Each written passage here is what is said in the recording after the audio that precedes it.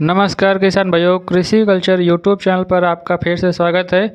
आज की वीडियो में हम बात करने वाले हैं कि फिटकरी को धान की फसल में कब और कितनी मात्रा में दें, इसके क्या फ़ायदे होते हैं, क्या नुकसान होते हैं, इसके बारे में हम आपको वीडियो में आगे बताने वाले हैं। तो किसान भाइयों, आप वीडियो को अंत तक देखिए।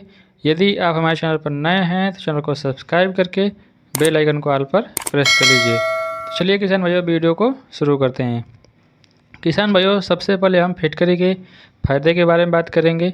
सबसे पहला फ़ायदा इसका यह होता है कि यह मृदा के पीएच को कम कर देती है। जिस क्षेत्र में मिट्टी क्षारीय होती है वहाँ पर यह बहुत लाभदायक होती है, क्योंकि जब हम खेत में कोई भी खाद या उर्वरक डालते हैं वह फसल को पूरी मात्रा में उपलब्ध नहीं हो पाती है। उसे पौधे पूरी मात्रा में ग्रहण नहीं कर पाते हैं। खाद या उर्वरक का कुछ ही मात्रा पौधे को मिल पाता है तथा जो शेष उसका मात्रा होता है वह भूमि में ही रह जाता है। इसीलिए किसान भाइयों, फिटकरी जो है मिट्टी के पीएच को कम कर देती है, जिसके कारण क्या होता है कि मृदा में पड़े जो रसायन होते हैं उसकी क्रियाशीलता बढ़ जाती है। जो हम उस खाद देते हैं उसकी क्रियाशीलता बढ़ जाती है। जो मात्रा भूमि में बैठी रहती है जो उर्वरक और खाद की, वह अभी आसानी से उसका जो घोल है वह पौधों को उपलब्ध होने लगता है, जिसके कारण पौधे द्वारा आसानी से ग्रहण कर लिया जाता है तथा पौधे का वृद्धि और विकास बढ़ जाता है।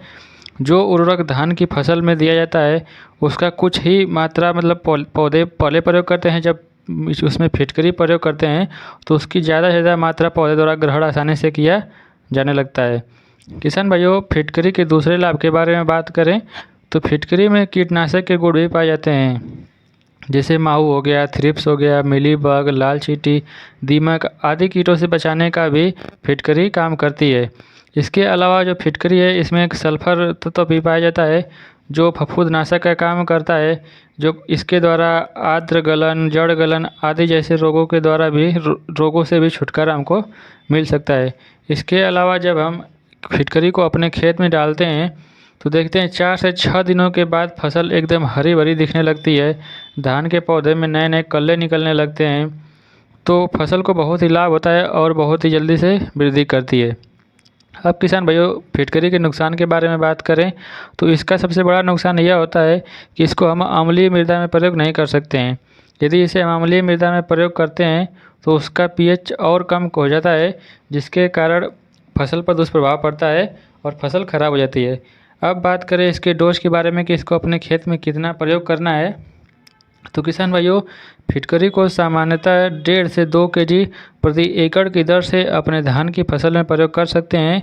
इसे धान की रोपाई के लगभग 20 से 30 दिनों के बीच में आप इसे छिड़क सकते हैं खेत में अपने, या उससे ज़्यादा दिन के बाद जब इसको प्रयोग कर सकते हैं, कोई दिक्कत नहीं है।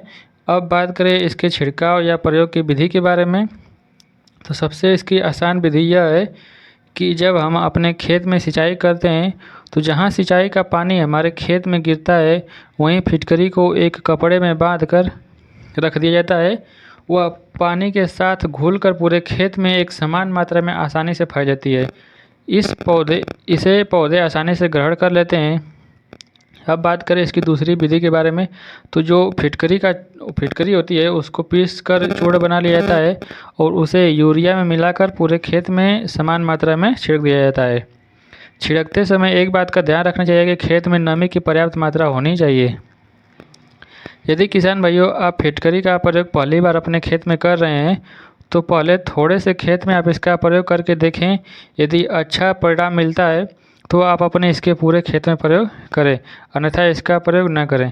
किसान भाइयों, आशा करता हूं कि आपको इस वीडियो में फिटकरी से जुड़ी सभी जानकारी प्राप्त हो गई होगी।